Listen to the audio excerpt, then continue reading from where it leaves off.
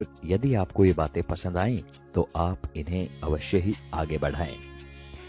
आपके 1 या 2 बच्चे हैं और कभी कभार आप उनकी शरारतों पर झल्लाकर उन पर हाथ उठा देते हैं, तो जरा सोचिएगा कि एक शिक्षक इतने सारे बच्चों को कैसे संभालता है। आप खुद टीवी या मोबाइल में व्यस्त हैं, आपका बच्चा आपके पास आता है, आप उस अधखिले फूल को झिड़क देते हैं, जाओ भागो पढ़ाई करो। जरा मन को शांत करके विचारिएगा कि एक शिक्षक किस तरह अलग अलग बुद्धि वाले और अलग अलग अभिरुचि वाले बच्चों को 45 मिनट तक एक सूत्र में बांध के रखता है अपनी कक्षा में। आपका बच्चा दिन भर गेम खेलता है, घर पर पढ़ता नहीं है, इसकी भी शिकायत आप शिक्षक से करते हैं। क्या करें, हमारा मुन्ना तो हमारी बात ही नहीं सुनता, जरा डराइए इसे।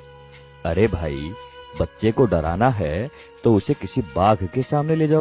आप गुरूर ब्रह्मा टाइप की बातें रटते हैं, पर कुछ पेरेंट्स भगवान तो छोड़िए, शिक्षक को इंसान तक नहीं मानते। वे ये मानने को तैयार ही नहीं कि एक शिक्षक का व्यक्तिगत जीवन भी होता है, उसकी भावनाएं होती हैं, उसकी सीमाएं होती हैं।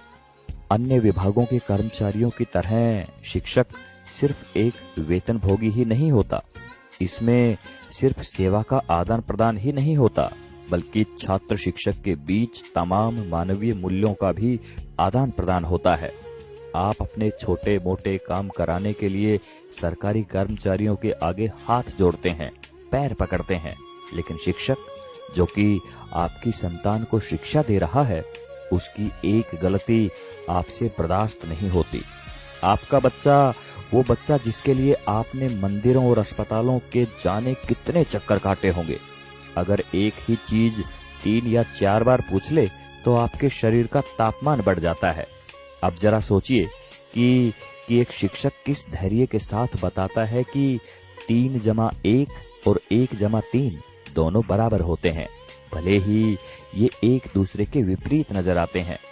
अगर वास्तव में बात समझ में आ गई हो तो आपसे हाथ जोड़कर विनती है कि आप हर शिक्षक को भगवान ना सही, कम से कम इंसान समझकर उतना सम्मान अवश्य दें जो कि एक इंसान को मिलना चाहिए। सभी शिक्षक बंधुओं को समर्पित एवं सभी सम्मानित अभिभावकों को चिंतन करने हेतु प्रेषित है ये बात। आप सभी का शुक्रिया।